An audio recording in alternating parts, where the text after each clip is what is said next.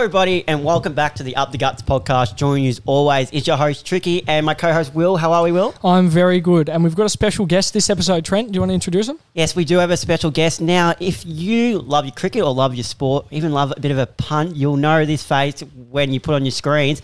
It is Tommy Flanagan, or better known as Flanas, from SportsBet or the Grubs. How are you, mate? Good, Tricky. Good, Will. It's great to be here. Thanks for having me on the show. And first of all, before we get into start, how was that? You were saying the drive wasn't too bad down? Yeah, not too bad. Breezy trip down the M1. I'm in Camberwell, so it was good till it bottled all up in Cranbourne. Does get a little bit tricky, pardon the pun, getting through there. But it's a fun drive. It's a nice day outside, so good day to go for a drive. Unreal. And you're saying, what about that World Cup to start off? Let's start there. Did you stay up for most of it and watch it? Yeah, pretty much every Australia game and a few of the other games as well. I was having a little bit of a punt, bit of live betting on a few of the games, and enjoying that. It was an incredible World Cup, wasn't it? You see the Aussies lose the first two, and you're like, oh, geez, where are we going? And then there was all talk of doom and gloom, and all the media were saying this team's no good. Michael Clark came out and wrote them off, and then to see them do what they did and come back and win every game, beat everyone, and then roll South Africa in the final, who beat them in the second game, and then roll India at home on their surface after they put up a bit of a questionable pitch there for that last game as well, was just outstanding. Like the Paddy Cummins and his captaincy in the final, bowling first on. It was a two-pace pitch, but it looked to be pretty flat. So having the balls to go and bowl first, and then the fielding of all the guys. See Davey Warner, 38 years old, sliding around in the field, and then watching Hetty bring it home, both in the semi-final and the final, was pretty outrageous. And some other great performances throughout, like Zamps and Maxi's double ton, and some very memorable games and performances throughout that whole thing, and one of the greatest achievements ever in Australian cricket, I would have thought. Yeah, it was good. Did you think after the first two games that we'd make it that far, or did you write us off as well? I had a couple of little doubts, but back in the boys, I mean, I always thought even 0-2 that the only team that was probably going to have the mental to knock off India, and India was us. If we were able to get our things together and get to the final, we're probably the only ones who had the capacity on paper to knock them off. So it still backed us in to make a charge at it, but the fact they had to win every game from there on out to actually get there, and then to pull it off, was an incredible performance. Yeah. Now, you mentioned you had a punt as well. Are you allowed to use SportsBet?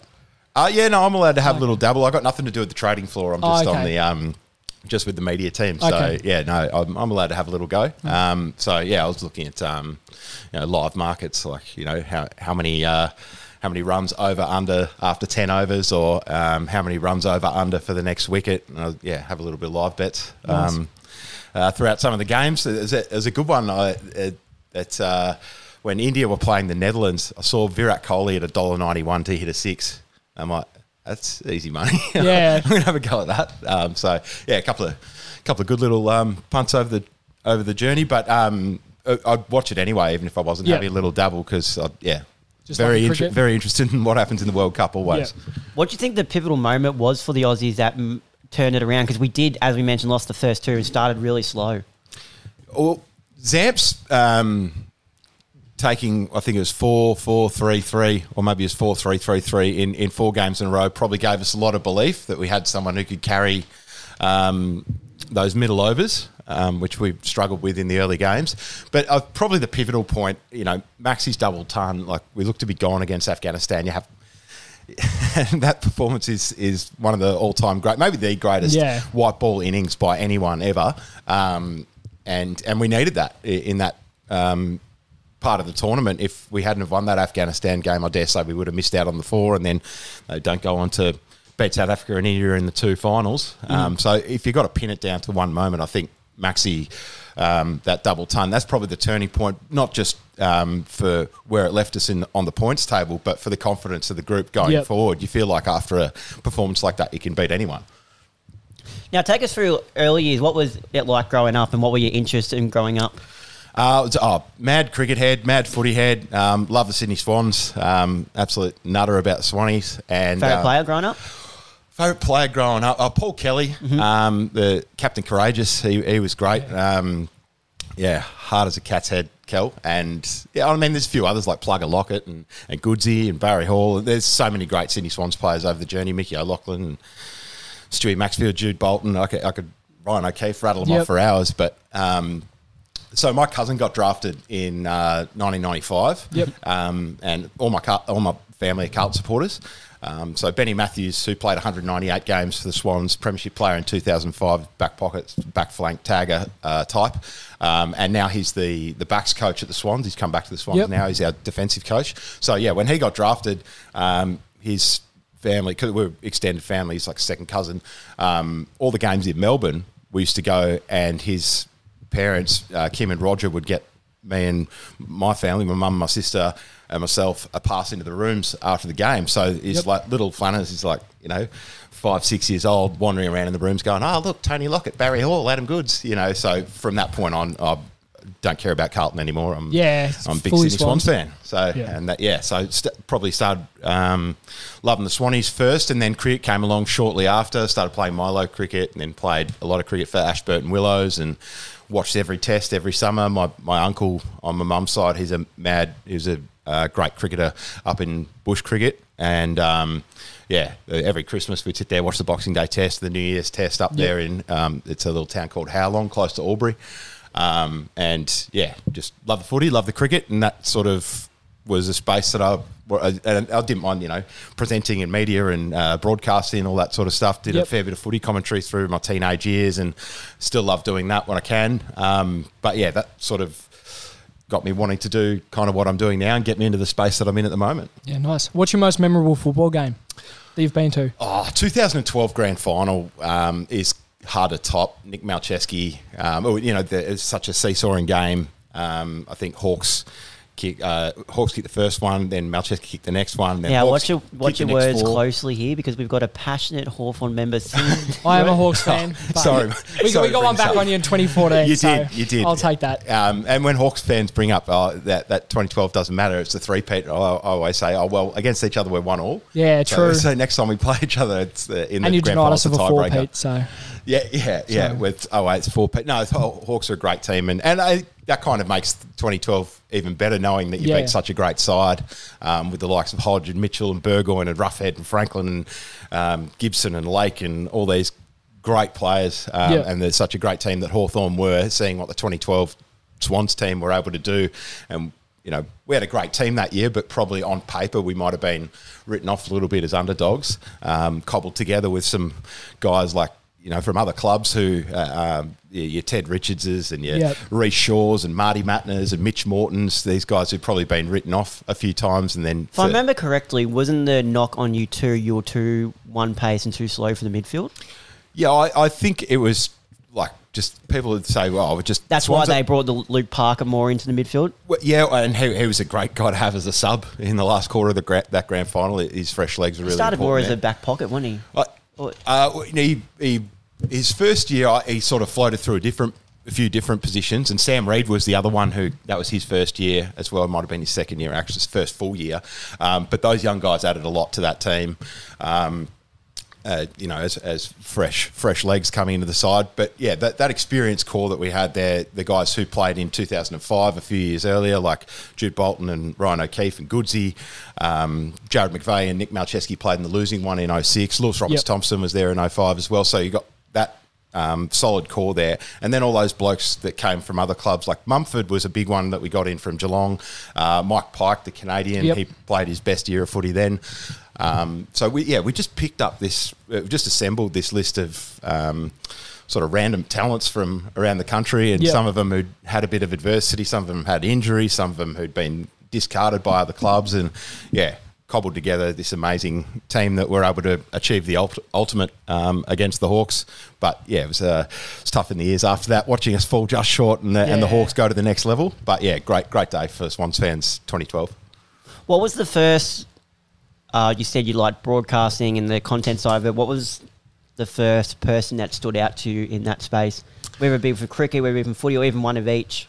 Richie sort of... He's the doyen of cricket. listening to the dulcet tones of him. Welcome back to the MCG, Richie Benno.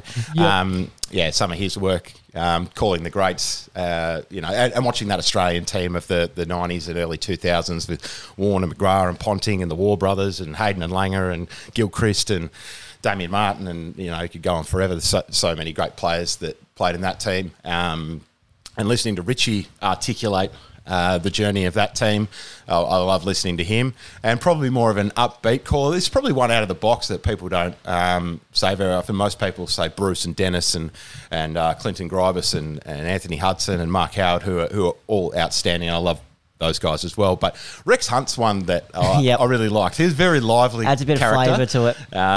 He used to do some crazy things on the mic that would catch the eye and catch the ear, and I sort of didn't want to be exactly like him in my broadcasting style. Want to be a little bit more low key and try to pride myself on sort of analysis and thinking through things when I talk about it, more than that just pure showmanship and razzle and dazzle of Rex Hunt. But I love Rex's style and the way that he used to go about it.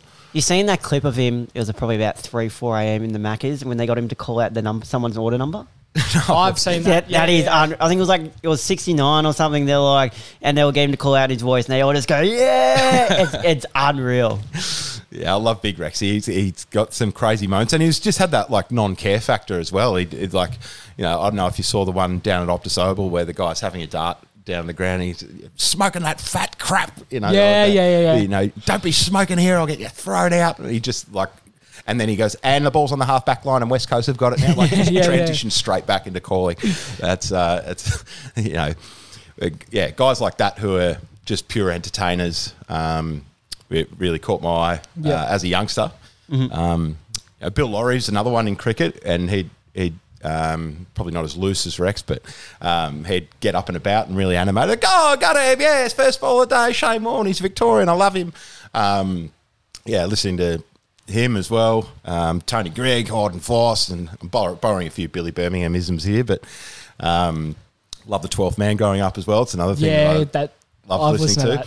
You listen to it? Mm-hmm. It's so funny. Yeah, but there's a lot of callers that I admire over the years. Brucey's another one. I touched on him before, but Brucey's an amazing caller. He's just done so many sports. He's done Olympics. He's done so many Melbourne Cups. And, I think he did a little bit of cricket as well, a lot of footy, and he was just one for the big moments. Like, I remember some of his calls of the footy throughout the 90s when Wayne Carey was up and about, and Gary Ablett was up and about, and big Friday night clashes at the G, and Brucey was just in his element. He was awesome to watch.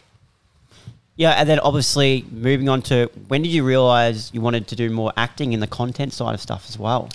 Yeah, I've always kind of had a little bit of a knack for that. At school, I used to do a lot of, stage productions, and, I always put my hand up to do the school plays every year and that sort of thing. Did a lot of drama classes, and went to singing school as a kid as well, Jan's School of Singing when I was younger.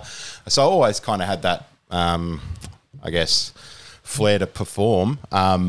But yeah, professionally, Max Price, who you would have seen, he directed the Kinney Tonight show, and he now does the one on Fox Footy on, name escapes me at the moment, the Saturday night one. It's got Kath Loughnan and had John O'Brien and Bucks. No, not After the Dance. Not Bounce. No. It's the other one. Best on Ground. Yeah, Best on Ground, that's it. So Maxie produces Best on Ground, and he did the Kinney show, which I featured in. He was working at SportsBet when I first got out of school, and he gave me an opportunity. He was making a fair bit of their content, and he said, Flanas, you're a pretty funny guy. Do you want to jump in and do this SportsBet video? It was like a promo for the Rugby Union World Cup that was coming up. Yep. And so I did that. I think I was like 19 at that point. And then I guess the powers that be at SportsBet liked that bit of content, and then they started getting me back for a few more, and I'm still doing stuff for them all these years later. What's some of your favourite videos that you've done for them so far? I remember one of the most particular ones I've come across when I was younger, and I've watched it that many times. It's the local cricket problems. Yeah. I wasn't actually involved in that one, but that was an absolute belter. And local cricket DRS. The first few Grubs videos I wasn't actually involved in, but then after a little while, the guy said, we'll get you into a couple of them and see how you go. And still part of it now. So I guess I did okay in those videos. They gave me an opportunity, but Yeah, probably the favourite ones I've been in. I like the local footy player mic'd up one that I did, where it was just me running around screaming at teammates and berating the coach for not getting me on the ground and that sort of thing. Who else? What other ones? Yeah, so many of the Grubs videos. We've just done so many of them now over the years that they all kind of blur into one. Yeah. What else? Let me think for a sec. There's the ones that we've done with Damien Fleming, Hammy's intervention with Damien Fleming. That was a good one. There's a lot that we've done with Merv. The one we did with Stewie McGill, the kidnapping parody one. That was fun. We've done stuff with Tommy Morris, who's now at 9 News and SEN. I'm just so many greats over the years that we've collaborated with. Cameron White, we did a the Grubs versus the Bears. We did a pitch report thing. So yeah, there's some great blokes that we've been able to link up with over the years. The Will Sparks video clip was one that kind of stands out. Bowler's name. Yeah. So having a day with Sparks, he just dancing around in that studio, just carrying on like idiots, and having a chat to him. That was a lot of fun. He's obviously a global superstar. So having a bit of time to kick it with him. I'm a big fan of his work. Listen to a bit of his stuff on a night out. So. Yeah, that was a lot of fun. And, yeah, there's just been a lot of different opportunities, like some of the stuff we did in India, some of the stuff we did in England. And, yeah, it's gone for a while now. So, yeah, there's too many to kind of think of.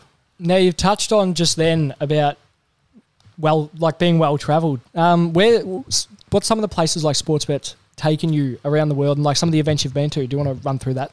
Yeah, well, I guess this year's been a big one. We've went to India for a month, and then we had the gather round thing in Adelaide. I was in that gather round jumper, looking like a goose on Adelaide Oval.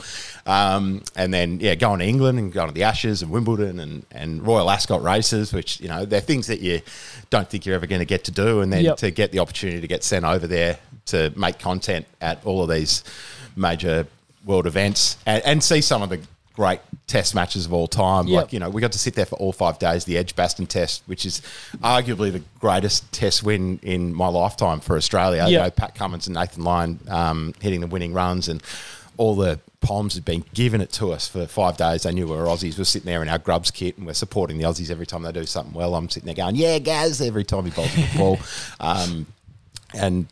So they were giving it to us. We're sitting front row, and it's 4 days of just copping it from the Barmy Army, and they're just going, piss off, the Aussies. And then at the end, when Paddy hits the winning runs, they turn around at this bay of Poms and just... get stuck into them. Just getting stuck into them was one of the best feelings ever. And then went to Lords and was there for all 5 days of that. We actually, through a great mate of ours, James Hillary, who's a Lords MCC member, he got us up to into just above the members' pavilion on day 5 when the whole Johnny Bairstow thing went down. So we were up there, looking at all of that. So that was a pretty crazy experience to be in amongst all the Lords members just losing their shit. When all of that stuff was going down, and they kind of lost their marbles a little bit there. And then after the game, Usman Khawaja came out and he looked up and he saw us and we were like, yeah, Uzi. And he looked up and he was giving the crying eyes to all the members, and all the members started giving it to Uzi, and we were just laughing. And and India, another crazy experience to go over there. It's a place I've never been to. And it's a real culture shock over there. It's very different to here.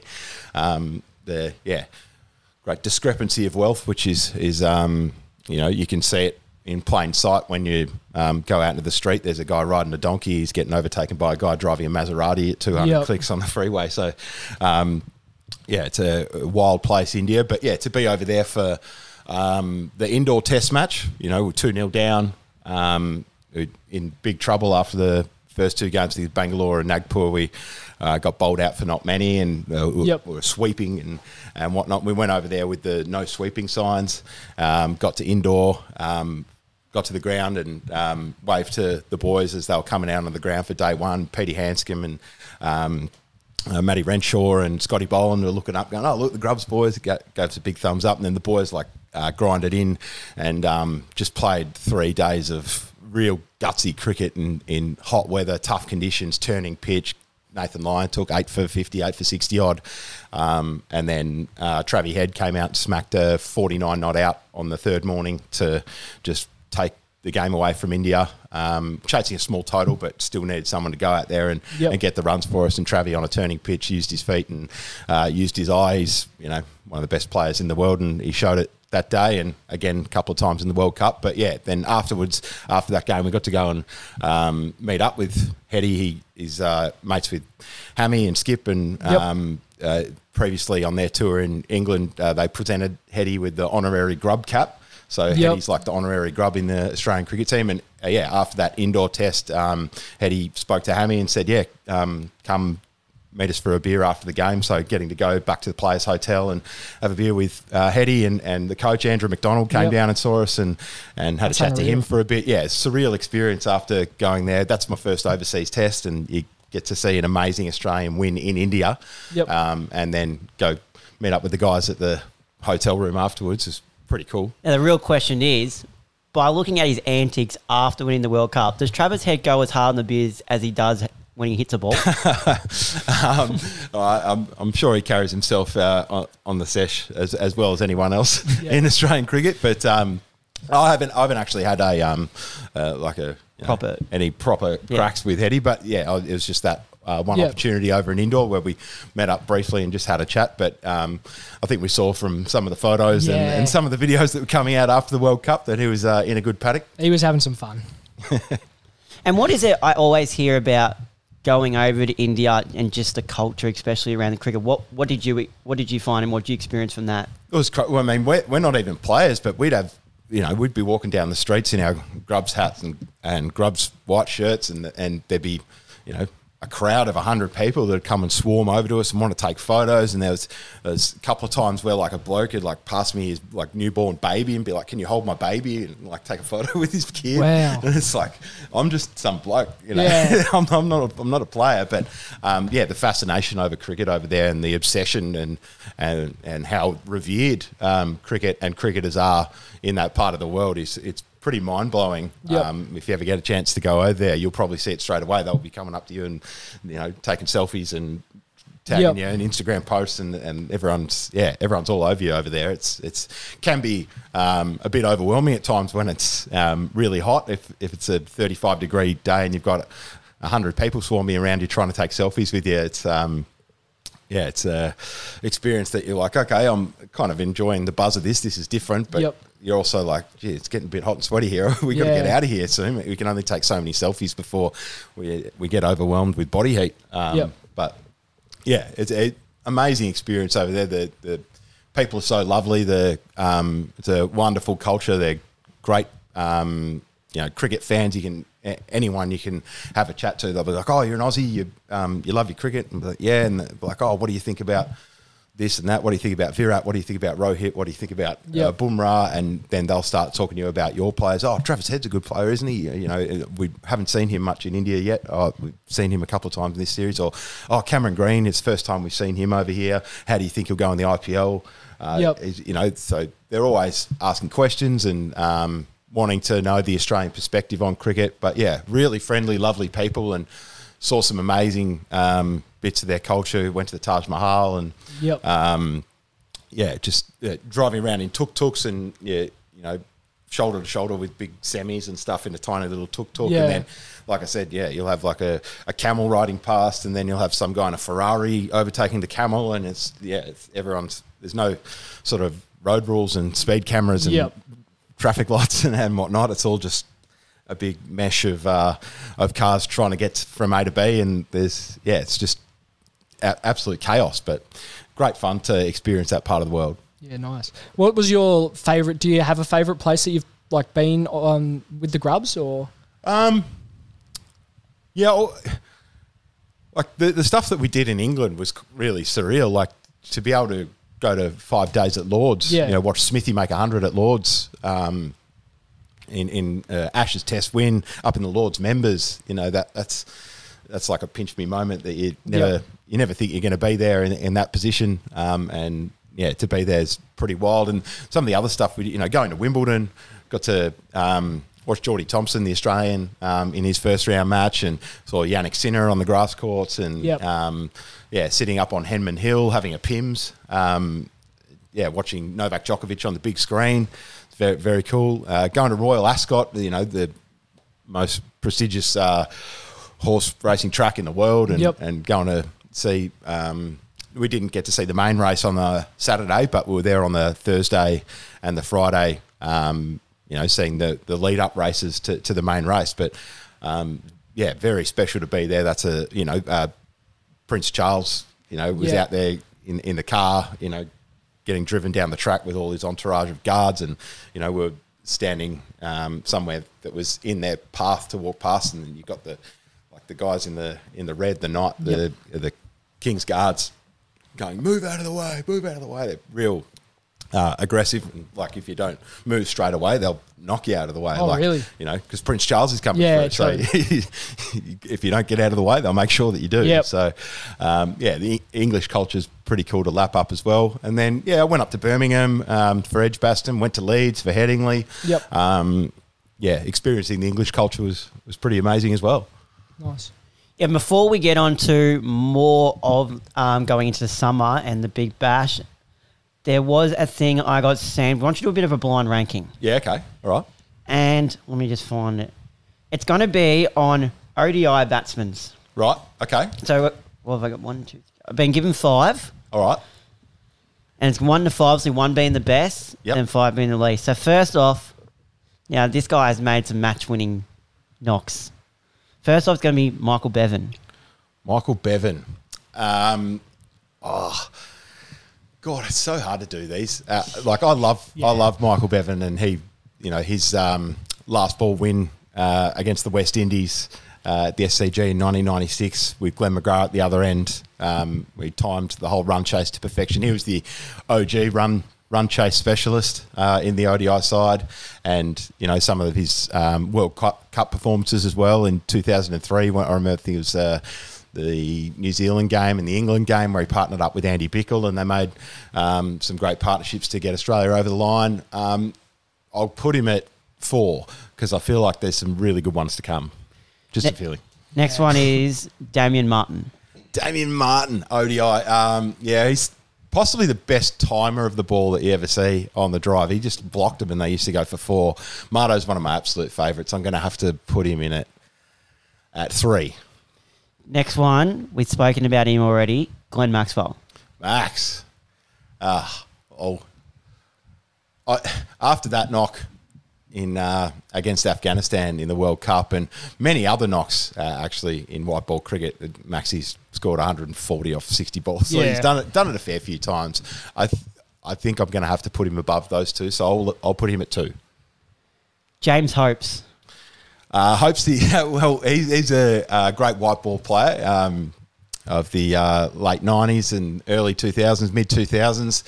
Queensland captain, Shield winner, played for Australia in all 3 formats. No, I don't know if he played Test cricket, but he definitely played ODIs and T20s. World Cup player as well. I'm going to have to put him at 5 because there's been some great players that you've already listed that I've got above him, but hopes he was a great player. So your number 1 then would be the Victorian, Cameron White. Whitey. Oh, I'm happy with that. I'm happy with Whitey. I'm mates with Whitey. I get along with him pretty well. So, I like Whitey at 1. That's great. Victorian skipper, potentially... arguably Victoria's greatest ever batsman. There's a few there that have been champions over the years, but Whitey's all-time legendary Vic. T20 captain for Australia for a period there. Probably was unlucky to not play more cricket for Australia, I would have thought. Yep. He's an absolute legend, Whitey. So, I'm happy with him at 1. Yeah, and there was another question they had, previously... on the Glenn Maxwell, I'm just trying to find it. But does Glenn Maxwell have a case to being one of the most destructive batsmen ever? Yeah, absolutely. In world cricket. Yeah, absolutely. I've been campaigning on my social media for about 5 years to get him back in the Test team because... there it is. Is Glenn Maxwell the most destructive batsman the world has ever seen? Yeah, he'd have to be close. I mean, if you look over the journey, the likes of Gilchrist and Ponting did it for a very long time, and their selection in the team was never sort of questioned. Maxi's had those questions over him, and he's been in and out of the teams, but every time he's been challenged, particularly on the slow turning pitches of India, he's dominated every time, and it's been just some of the shots that he plays, his eye and his hands, the ability to look at some of the quickest bowls in the world and just sum it up in half a second and use the wrist to flick him over third man with a little wristy reverse. Yep. I don't think I've ever seen anyone who can do that as consistently as him. And we saw when he played Afghanistan, the way he's able to think through that chase, go, okay, so we need to score at 12s. Okay, I need to score this many boundaries in this over. This is where they're putting the field. They're bowling this line to me. I need to. They're the gaps that I can find. I've got to find a way to manoeuvre my hands around, because he couldn't move his feet for the second half of it. So he's got to find ways to go, all right, they're going to bowl that line to me. They've got this field set to me. I'm still going to have to find a way to score at 12 and over to get us home here and still get back on strike for the next over, get the single, because Pat was just blocking at the other end. The way he was able to think through some of those run chases. He did it again in the third game of the T20I series just gone against India. He's a magnificent player, and particularly in the white ball. I would have liked to see him play more red ball cricket for Australia as well. But, he is just about the most destructive white ball batsman I've ever seen. On that, we've had this discussion on this podcast before. I was yes. I was no. Who'd you have ahead of him? No, we were saying, should Glenn Maxwell have played more tests? Yeah. I said no, based on just some of the players we have in at the moment. Like, I can't see him taking anyone's place. Yeah, see, I had the school of thought that, say over in India earlier this year, that being said, Max has had a injury, the broken leg. But I dare say he may have been in that squad, in that 11 in place of a Cameron Green. Yeah. Had he been available for selection. Like we took Kuhnemann and Murphy and Lyon over all three of those spinners were playing. I feel like if Max had been available, he may have taken one of those spots of Kuhnemann and Murphy, probably Kuhnemann's spot. Or maybe I'm not sure which one they would have gone with, because Kuhnemann is a left armer and like Max, Murphy is the right arm off spinner. So I'm not sure which way they would have gone with in selection there. But I feel like Greenie, as good as he has been and the upside that he's got going forward, Max's skill set over on those surfaces. And I think the mindset that he puts into the Indian players as well. I don't think they like bowling to him, no matter what format it is. I don't think the Indian players like seeing Glenn Maxwell come out at 6 or 7. So I think if he hadn't had that broken leg, he potentially would have played. And look, I feel like if he had more of a run under maybe the Justin Langer and Darren Lehmann eras as well in that white ball team, he could have been in contention for a leadership position, maybe a vice captain or even captaincy spot of the white ball teams.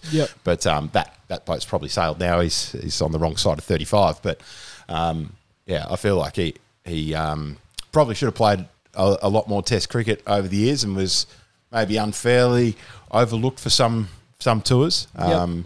But we have got a great depth of all-rounders and a great depth of batting and bowling. So it's difficult to squeeze out anyone to bring him in. But, I feel like at stages, particularly during the ball tampering time where you're missing Warner and you're missing Smith, that extra senior head could have possibly been in there at stages. Langer didn't go that way with the test selection with Max, but I feel like he probably could have played a bit more red ball cricket. I think he's played less than 20 tests over his career, so maybe a little bit more than that, could be less than 30, but he definitely wouldn't have played more than 30 tests, I reckon, over his career. And for a guy of that quality, like what we saw in the World Cup, yeah, true.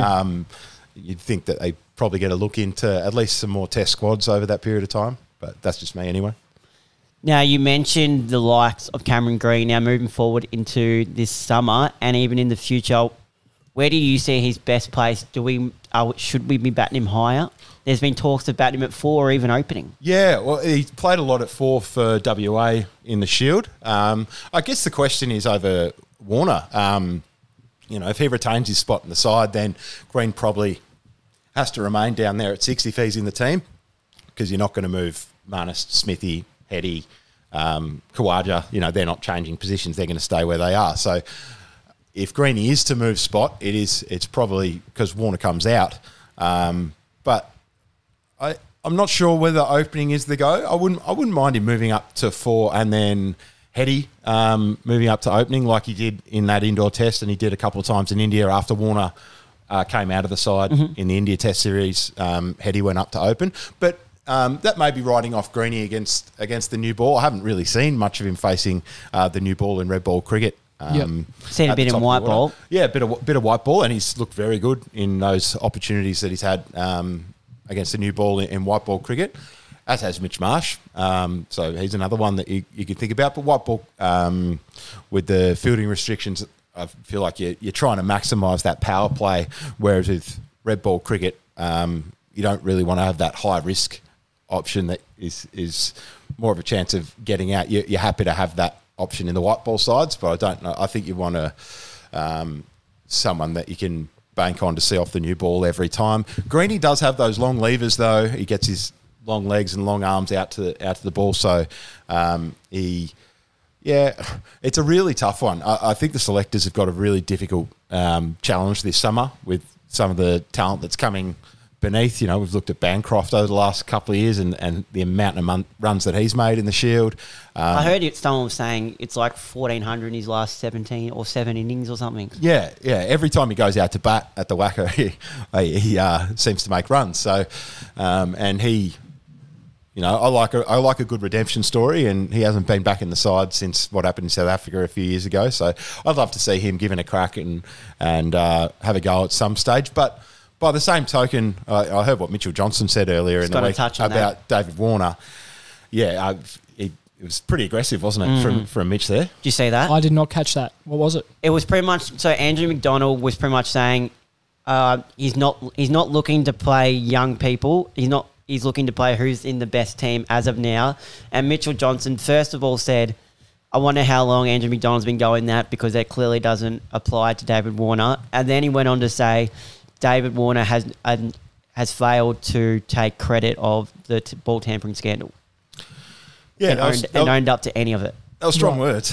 Very strong words from Mitch. And they do have history, those two. There's been a little bit of... bit of back and forth? Yeah, a bit of back and forth over the years, so I don't know if they really see eye to eye. So they're both similar characters in like that they'll voice their opinion and they're fiery, and they've got that white line fever. And I think Mitch may have... he was dropped a few times in his career, and the selection policy back then was if you're not in form, you get dropped straight away. And, the back end of his career, he and Brett Lee, who had both been dropped a few times for the test side, came back breathing fire and held the bowling attack together for the back part of that 2000s. Brett Lee was an interesting one, especially in his later career. It was more like, if you're not bowling that 145, 150, we're not picking you. Yeah, which was interesting because I found Binger to be... but as an older bowler, a lot wiser and smarter, and hit his lines and lengths a lot better than he did. He was good in the T20s late, very late, for like sixes and that. Yeah. He kept playing Big Bash, all the way through to his last game for the Sixers. He was still performing. So, but yeah, touching on with Johnson, he may feel a little bit aggrieved that he'd get knocked in and out of the team, and Warner's hasn't been dropped despite not having great red ball form for the last couple of yeyears. And he probably feels because it's the New South Wales people too. Yeah, the baggy blue means you get a baggy green. I used to think that theory a lot as well as a youngster, but then a few Vics started getting into the team, and I was like, nah, it's all right, we'll move on from that. But yeah, so with Warner, yes, his form with the red ball probably hasn't been good enough over the last 2 years or so. However, there's a few factors at play there. I mean, the TV ratings and whatnot, I'm not sure whether that plays into it either as well, but I know that the Indian public do love David Warner, and that may mean there's more eyeballs on this series if he's playing and he gets a grand farewell tour. Also, I like the idea of honouring our greats. And David Warner has been an outstanding player. He's probably, one of our greatest, if not the greatest, white ball bat that we've ever had. And in his time in the Test side, he's been a solid as a rock. And I think George Bailey's theory would probably be: is there a definitively better option? Is there a proven option that's better than David Warner? We spoke about Bancroft before. He may be, but doesn't currently have a contract either. Who's Bancroft? Yeah. Doesn't have a CA contract. No. Yeah.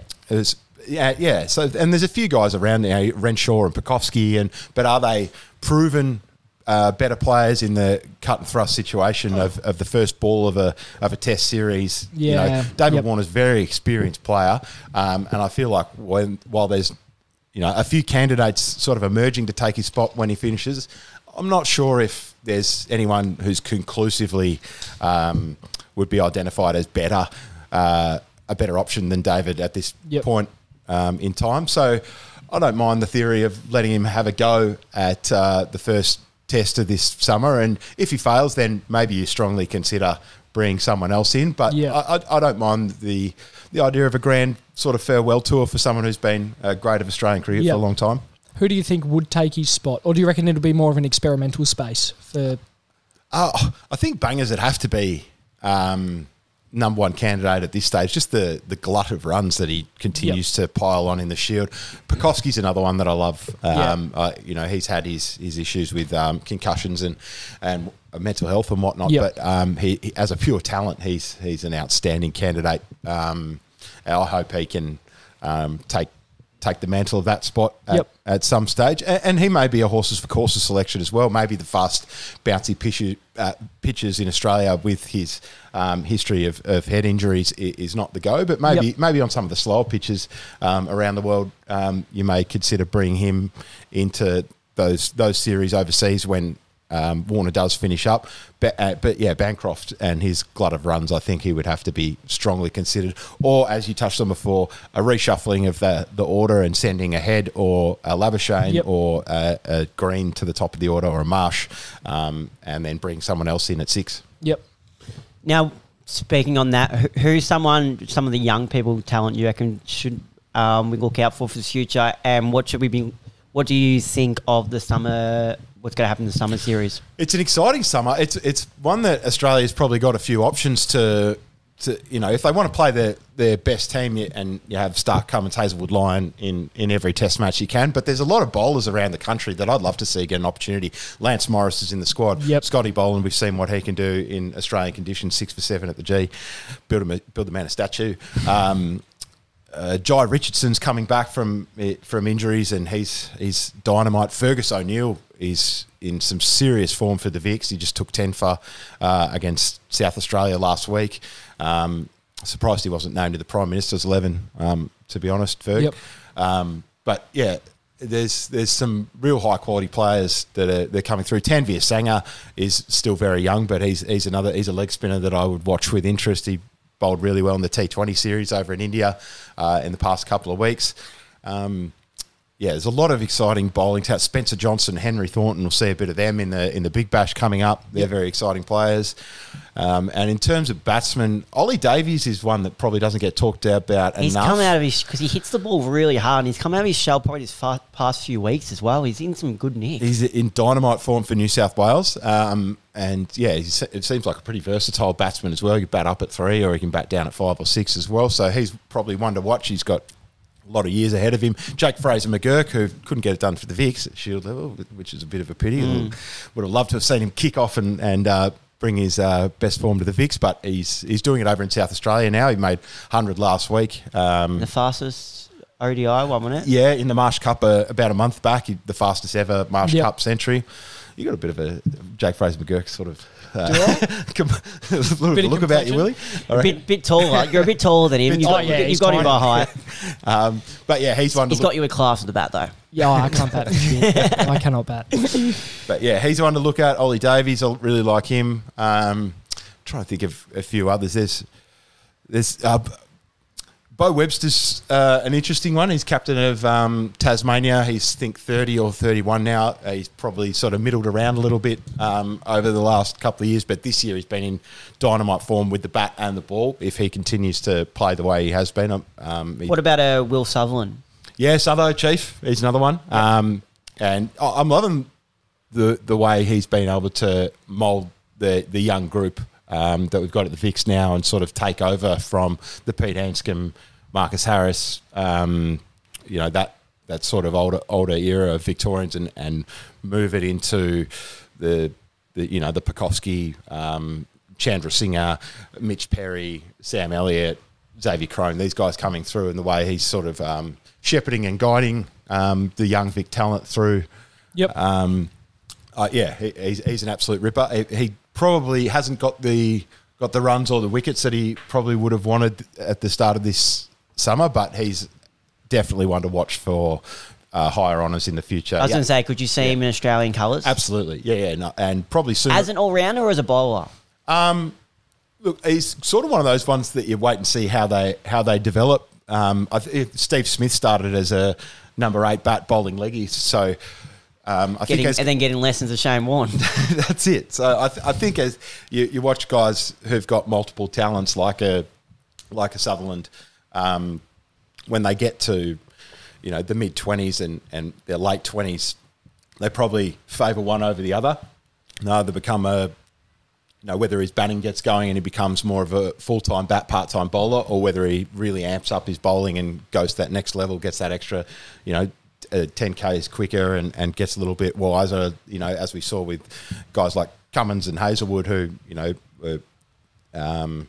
they bowled their good stock ball, but then they had to learn over a long time with experience how to develop their other deliveries and how to bowl to different bats. He probably needs a bit of exposure, I would have thought, to the national team in at least one of the formats at some point soon. But he's an outstanding talent, and I'm sure he'll get to higher honours sooner rather than later. Yep. What about your Swans? What are we thinking for 2024? A big year coming up for the Swannies, I would have thought. We've recruited pretty well. We brought in Brett Kirk's son, Indy, in the draft, and we've got another Caden Cleary from the academy, which does pretty well for us, the old academy. James Jordan, premiership player on the wing for Melbourne, bring him in. Joel Hamling, premiership player for the Bulldogs, get him over from Perth to go in the full back slot with Paddy McCartan going out. You bring in Taylor Adams and Brodie Grundy, the best 1-2 punch combo that Collingwood had rucked her over the last decade, and slot that in with our glut of outstanding young midfielders, Goulden and Warner and Rowbottom and Heaney and Papley and Luke Parker's still there, and then you got the big guys up the front, and McLean and Amadi and McDonald. Sam Reed's back, fit and firing. The runner Juzzy McInerney and Ollie Florent in the back half. Dane Rampy and Jake Lloyd are still there, senior heads in the back. So I feel like there's a lot of pieces there that can contribute towards a big year for the Swannies. If we can win most of our games at home at the SCG, that usually goes a long way to us making finals. So if we just make the SCG a bit of a fortress this year and win majority of our home games and then pinch a few in other parts of the country, then I think we'll position ourselves well to go close to a top 4 finish. And then if you get in there, you never know. Yep. Who do you reckon is going to have a breakout year? Chad showed some great signs of being one of the comp's most explosive, dynamic midfielders a couple of years ago. He maybe plateaued a little bit last year, but I feel like he's going to have an absolute monster. Jimmy Rowbottom is, our leading tackler for the last 5 to 10 years. He's up there with all-time tackle stats. James Rowbottom, he's probably one that doesn't get talked about enough. Bit more experience for Juzzy McInerney and Ollie Florent. I think that they could go to another level this year. In terms of those 3 key forwards, I don't think we've seen the best of Joel Amadi or Logan McDonald yet. They're about to get to peak form, I would have thought. And Hayden McLean, his final against Carlton was just so dominant in the air. And with Reed and Grundy coming into the setup, I think he'll have a bit more freedom to roam around the ground and take clunks everywhere. So, there's a few guys that could have some big breakout years, but Errol certainly had one last year, Yeah. finishing 4th in the Brownlow, and I assume he'll have another good year this year. But yeah, there's a few guys at the Swannies that are primed for a big year, I would have thought. Now, there's a few questions we got sent through, and they're nothing to do with sport. We know this bloke pretty well. He just thinks he's really funny. He does think he's funny. So only 2 of them I can really say. Yep. Would you say that? Yep. Only 2 of the questions can probably be read out. Yep. So, First one is, it's so random. Favourite wiggle? Favourite wiggle? I always like Murray and his goofy look Yep. on the guitar. Yep. In the red. And red's one of my favourite colours. I love Swannies. I love Liverpool. And we'll go with Murray. I like him.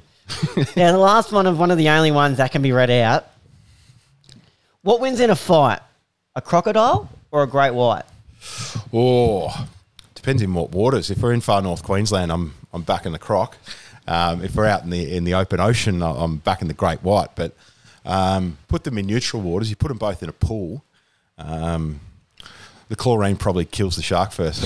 So, see, I think of it more. I take the crocodile. Why? Oh, it's just got more versatility. Like, you can move on land, on water. And true. It's got more movability than a shark. Yeah, if you're close to the edge, if you're close to a bank, the croc can really use that to its advantage. Yeah, no, I don't mind the croc, especially if it's a big monster feral croc. And the croc can stay still. Mm-hmm. The shark can't. Yeah, because they die.